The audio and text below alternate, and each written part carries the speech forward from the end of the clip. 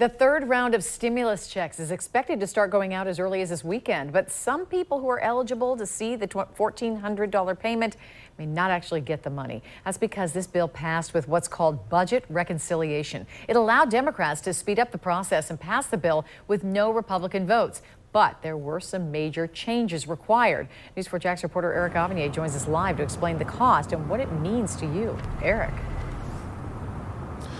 Yes, well, unlike the first two stimulus bills that offered debt protection from debt collectors, this third bill does not. That means that $1,400 stimulus check that you may qualify for may still be up for garnishment if you owe a debt.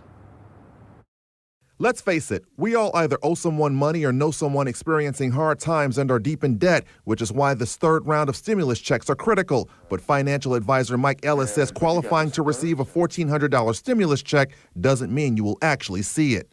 Those private businesses and things that you might owe money to have the ability to garnish that amount when it hits your bank account. To be clear, stimulus check garnishments only apply to people whose debts have gone into collections, and those collections only pertain to private businesses or credit card companies. The last two stimulus checks were protected from garnishments because lawmakers on both sides of the aisle passed stimulus bills without objections, which allowed for a debt protection policy to be in place. But in this third bill, Democrats wanted more relief money, and the only way to pass the bill with only 50 votes and no obstruction was to use what's called budget reconciliation. But it also made it subject to certain things that can't be included, like a policy protection. Around Jacksonville, people who are just learning about this loophole in the stimulus bill are not happy about it. So I don't think that it's a fair way to, for the collections agencies to make money just because someone may have owed a debt. The debt may have been owed due to, loss of a job or a furlough. I think the American people should have the choice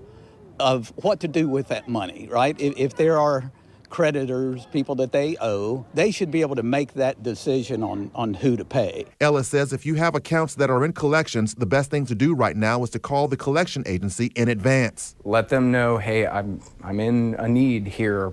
Please work with me so that you don't garnish what's deposited in my account. Now, to be clear one more time, the stimulus check garnishments do not apply to people, and I repeat, do not apply to people who owe money to the government. Coming up at 11, we get answers for the 3 frequently asked questions about stimulus checks. Reporting live, Eric Avanier, Channel 4, the local station. So, Eric, how would the garnishment process work?